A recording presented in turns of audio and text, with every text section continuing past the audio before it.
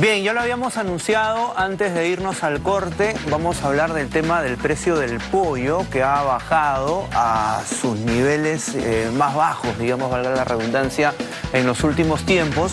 Se está situando en estos días, por información que han recogido nuestros equipos, en un promedio de 9 soles con 62 céntimos, ¿no? Recordemos que semanas atrás o meses atrás llegó el precio a bordear los 13 soles e incluso un poco más de ese nivel, ¿no? Y tenemos información que, por ejemplo, en Trujillo el kilo del pollo está 8.50 aproximadamente, mientras que en Arequipa 9.30. Vamos a analizar con el profesor Jorge Guillén, profesor de destacado de SAM, por supuesto, qué significa esta rebaja, en cuánto beneficia o puede beneficiar sobre todo a los peruanos. ¿Cómo está, profesor Guillén? Gracias por estar aquí. Es un efecto positivo que tenemos por el que ya se eliminó el componente que estaba presionando un poco al alza, que es la gripe aviar en verano, y también el tema de la urea también, de los fertilizantes, que ya se han tomado las medidas respectivas internamente. Pero claro, todavía sigue por encima de los niveles prepandemia, ¿no? 10 soles el kilo, huevos también, ¿no? Pero están todavía a nivel mundial, ¿no? Hay todavía factores que no se han removido.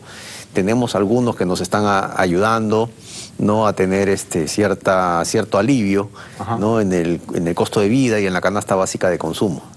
Pero ¿usted cree que por esa situación que está mencionando, esta tendencia debería por lo menos mantenerse o quizás ir a una mayor baja en las próximas semanas? ¿O es muy fluctuante este tema y podría volver a subir? Tendríamos que ver factores que en los próximos meses lo presionen otra vez al alza. Acá en el programa hace unas semanas hablamos de la huelga de mayoristas, ¿no? Que al final no pasó nada. Estábamos un poco hablando de la probable alza. Y al final no pasó, o sea, ese es un componente que no va. Claro, lo del mercado mayorista de Lima, claro que sí. Y la Parada y Santa Anita, ¿no? Entonces, ese es un componente que no va a pasar. Alguna marcha, manifestación que pueda venir, que parece que no hay, porque después del Yaku se suspendieron por las marchas, pero probablemente todavía continúen, pero tampoco es otro componente que puede. Pero sí hay un componente que preocupa, que es el fenómeno del Niño. Allá el precio del limón está elevándose, va a haber una contracción de la oferta, van a subir los precios y solamente de alimentos y de combustibles y de frutas. Entonces ahí sí va a haber una presión nuevamente, pero por un problema climatológico, ¿no? Sí. Después de esta pregunta me gustaría entrar al tema del limón, que es otro producto también que está generando preocupación, ¿no? Y que está caro en estos días. Pero para seguir con el tema del pollo, primero, acá estaba revisando unos datos, por ejemplo, que señalan que antes de la pandemia el kilo en promedio estaba en 7 soles.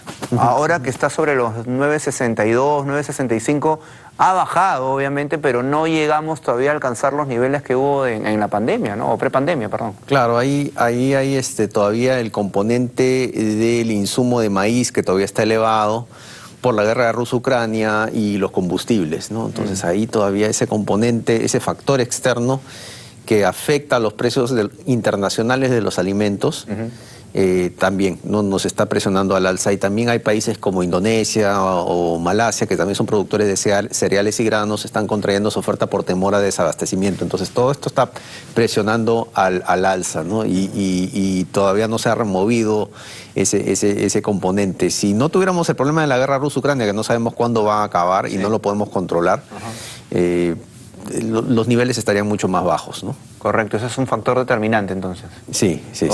Y ahora sí, ingresando al tema que propuso y obviamente todos los que hemos podido ir a los mercados en los últimos días nos hemos dado cuenta, ¿no? El precio del limón está sobre los 9 o 10 soles, por lo menos hasta este último domingo que tuve información ahí. ¿Por qué está ocurriendo? Eso es otro factor, ¿no? Hablan de baja producción nacional. ¿Qué puede estar afectando ese tema?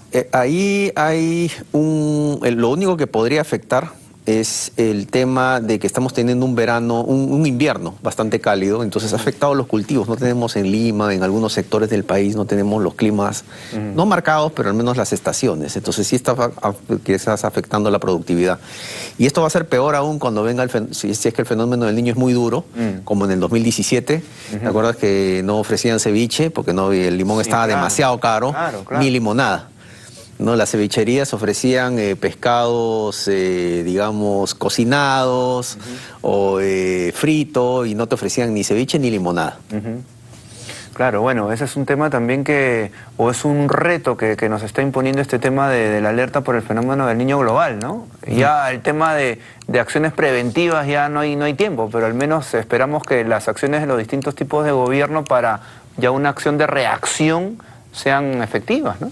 Sí, no sabemos qué tan, como en el 2016, que con el ministro Segura, en la época de Humala, hizo acciones preventivas por 2.000, 3.000 millones de soles, ¿no? Y pues hizo de que la afectación al PBI por el fenómeno del niño del 2017, que fue bien duro, se afectó solamente menos 1%, ¿no?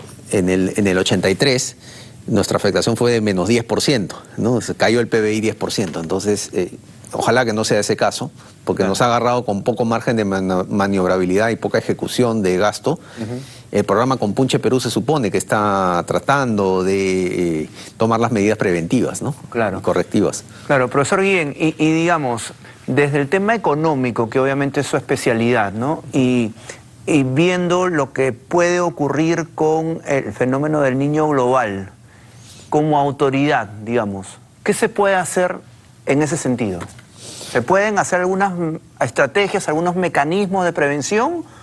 ¿O hay que ver cuál es el efecto y ver qué soluciones se dan en el camino? Sí, ¿Cómo se analiza ese tema? Se supone que la Autoridad para Reconstrucción con Cambios, que era la que se encargaba de la reconstrucción, que la ejecución hasta ahora... Y que no hizo nada, importante. Claro, se hizo un 60% de ejecución para la reconstrucción del norte, por el fenómeno del niño del 2017.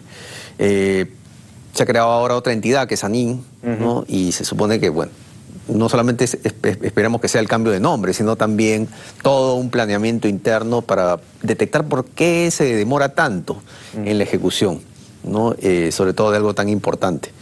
Y ojo, que nos agarra un poco golpeados, porque ya con el fenómeno, con la pandemia, ya no hay fondo de estabilización fiscal, o es muy poco. Entonces no tenemos mucho margen de maniobrabilidad, no tenemos ingresos por recaudación, porque el PBI se está desacelerando mucho. Entonces nos agarra, digamos, apretados, como digamos, tenemos una emergencia familiar y nos agarra ajustados, ¿no? ¿No hay caja chica? No hay caja chica, así es. Okay. No hay liquidez. Correcto. Bien, profesor. Muchísimas gracias, como siempre, por estar aquí con nosotros. De esa forma cerramos nuestro bloque económico de San.